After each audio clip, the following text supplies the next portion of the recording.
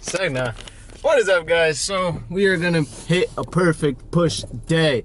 I might be extremely white right now. I'm trying to figure out this manual exposure thing, because I don't have like the screen that flips over, so I can't really see myself half the time. So that probably explains a lot about these videos about the overexposure and all that. But I'll figure it out one day, or I'll get really bougie somehow and get a nice camera. But yeah, hopefully I'm gonna record a push day right now, and I'll catch you guys in 2 seconds.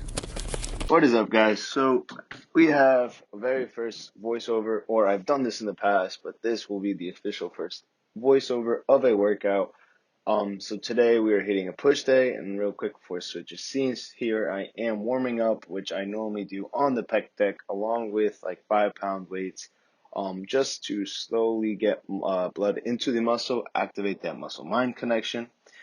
And so I highly suggest that because you need to get warm and trigger that muscle mind connection, because that is where the gains are going to come from. So my first big movement of the day on a push day is normally the incline dumbbell press. And here I am doing about 6 reps for a strength day. And with that being said, I usually do this because I want to build that upper chest region to give it that big look. As you can see, I'm planted, my scapula is retracted, and we're focusing all the tension on the chest. Next, I move on to another second big movement, which is more so a shoulder press. Yes, I do enjoy doing it on the Smith machine because it allows for less room of error in terms of the weight falling backwards and me tearing a shoulder or anything of that sort. But I do it with a little incline, so it kind of focuses on the front delt region more so, which is another massive area of, like, say, I want to grow, because that will essentially make you look bigger. So it's all about the illusions.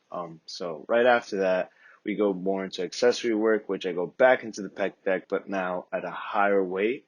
As you can see, you got to take it nice and slow on the way back down, put that tension in there, that work, and then explode closing. Try to aim at getting your elbows kind of together, right? We're kind of good at that hugging motion, because that is what triggers the fibers, let's say, of the chest, more so than aiming just to get your hands together. Again, make sure your scapula is retracted and your shoulders aren't, let's say, forward, taking all the stress into your shoulders. Secondly, we do, or thirdly, or fourth, fourth, we are doing side lateral raises. So these are massive. I do a bunch of variations of these because these give you that wider look on your chest shoulder area. Some people do this on a pull day. I do it on a push day.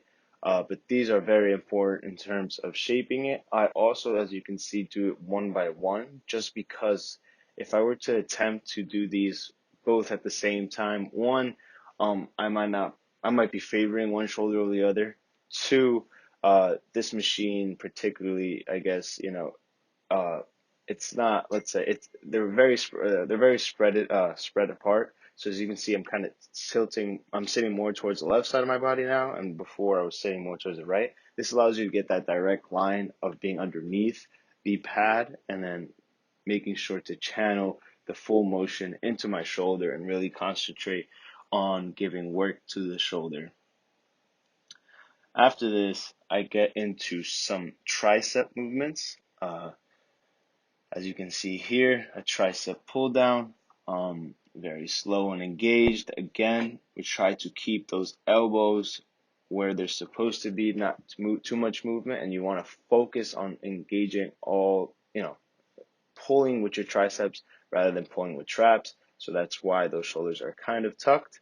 We give some room for leeway. I kind of get sloppy towards the end, but it is important that you do focus on just pulling with your triceps.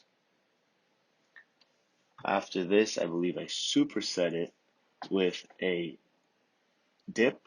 So the dip allows you to hit shoulder. Oh, okay, never mind. We're doing cable pullovers or triceps pullovers. Again, focus on trying to engage the tricep. This is my second tricep workout, which normally I'll do either one or two, but I was feeling it that day.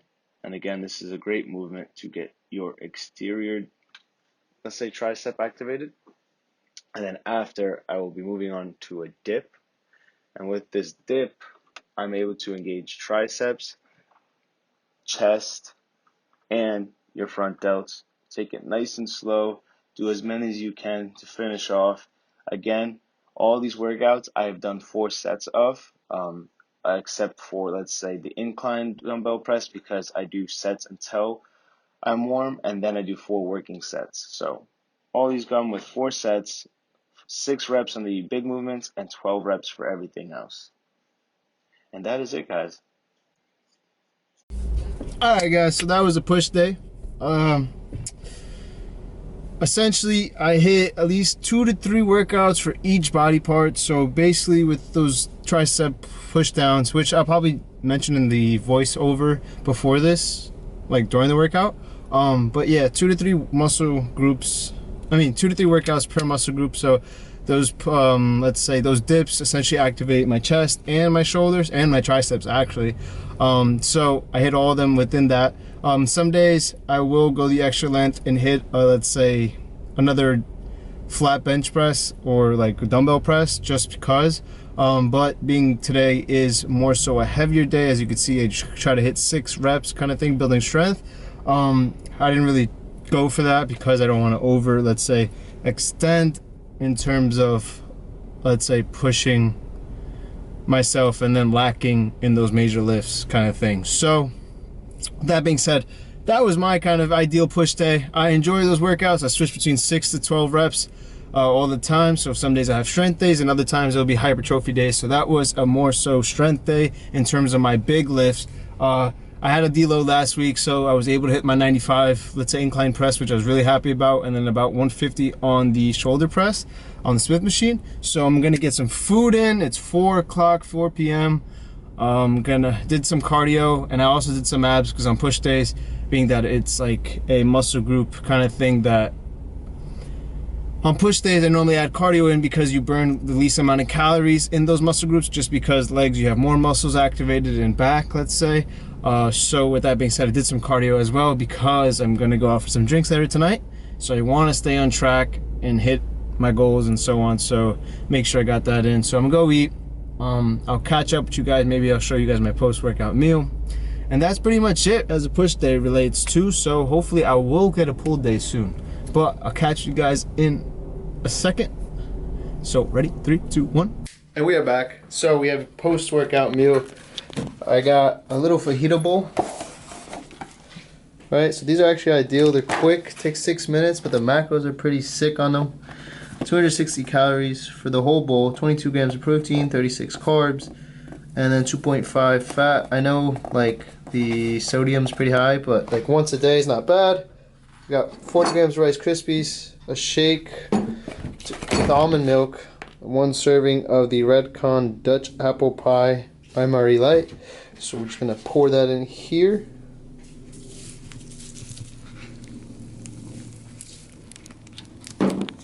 So I'm gonna knock that down and that'll be it. Alright guys, what's up? So I thought I should just make a little, let's say, closing of the video.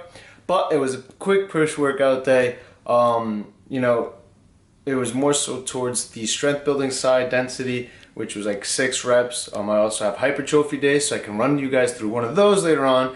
But if you made it to this point of the video, you liked it, you enjoyed it, please like it. If you're new, subscribe, and if you have anything to ask me or anything to say, you can comment down below. So I'll see you guys in the next one.